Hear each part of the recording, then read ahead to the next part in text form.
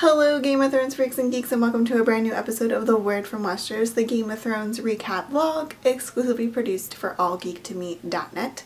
I'm Kait Calabro and this is my show, and yes, the Battle of the Bastards did not disappoint and was clearly the most epic hour of television ever in the history of television. And spoiler, yeah, Ramsay's death was fucking awesome, but really, the episode was so much more than just about the battle. It was really a tale, or shall I say, a sonnet of ice and fire, which was going to lead us to the final home stretch of Game of Thrones, the series. But before I start discussing all that kind of stuff, here's your watercolor recap of Season 6, Episode 9, The Battle of the Bastards.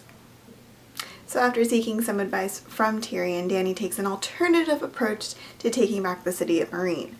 After taking back the city of the Meereen in an epic way with dragons and fire and Dothraki everywhere, Tyrion and Dany meet with the Greyjoy siblings and terms are made, flirting goes down, and are we finally fucking going to Westeros? I guess we'll find out in the season finale. Team Stark / Snow meets with Team Bolton, but no agreement is made and nothing really happens, so there will be a battle the next day. That night, Sansa kind of has a little, tries to advise Jon that Ramsay likes traps and there's probably going to be a trap tomorrow. And then what happens? Jon falls exactly into Ramsay's trap. The Snow / Stark army are totally getting their butts kicked, and then in comes the Knights of the Vale with Littlefinger and Sansa watching off on the side, which then changes the odds, and now the Bolton army is getting their butts kicked, and Jon realizes that Ramsay is retreating, and Jon goes and retakes Winterfell, but does not kill Ramsay because that kill is left for Sansa Stark. And she kills him, but like doesn't physically kill him, so it's not awful, but I mean he does get his face like ripped off by his own dogs. So I mean it was a fitting death for a really awful human being. And that's the episode. So like I said, like the whole entire internet has been saying all week, sure, the battle is freaking epic and it was magnificent and everything we could have ever asked for as Game of Thrones fans, and the Starks now have Winterfell back and Sansa is completely different now and she's not fucking pregnant. Internet, stop saying she's fucking pregnant. That's not what he meant by that whole entire dialogue, so just shut up. She's just different. She's not like the little girl that we saw in season 1 that like made dresses and like dreamed of marrying a kid with a golden crown. I don't know what the fuck she wanted when she was in season 1. She was a little brat. And now she's like cool and dark-ish, but still like Sansa and noble and still Stark. So just like stop saying she's pregnant. It's really annoying. Just shut up.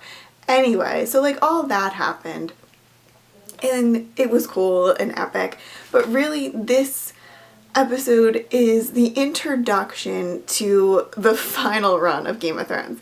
Following Season 6, there's only 14 hours left of Game of Thrones, which I know doesn't seem, it still seems like a lot, but it really isn't.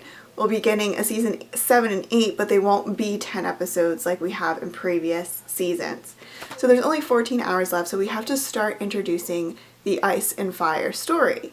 And of course, this episode completely does it by introducing the Ice and Fire parallels between our Ice character, Jon, and then our fire character, Daenerys. This episode is kind of completely split down the middle, showing you in your face the parallels between Jon and Daenerys.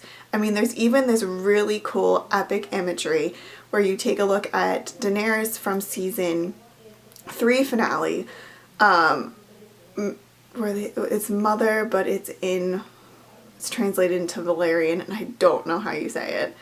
And then there's the imagery of Jon from the Battle of Bastards, where they both come rising up. Dany is clearly in a lighter, fiery golden tone, and Jon is also in a darker, ice-like tone. So this episode not only was just epic in general, it's starting to lay out the foundation for the final stretch of Game of Thrones, which is the Ice and Fire storyline, which also we can kind of, in a way, not even focus so much on the ice and fire with Dany and Jon, even though that's what this episode did. I mean, if Game of Thrones fucking gives us the end of Tower of Joy flashback in the season finale, we will learn that R plus L equals J, which would make Jon within himself just ice and fire. But in this episode, it really does lay Jon out as being the ice and Daenerys being the fire. But this episode also starts laying the foundations for bringing our central characters all into the same location. We have Tyrion, Daenerys, now the Greyjoys, the Dothraki, and everyone over Meereen that are going to eventually make their way to Westeros.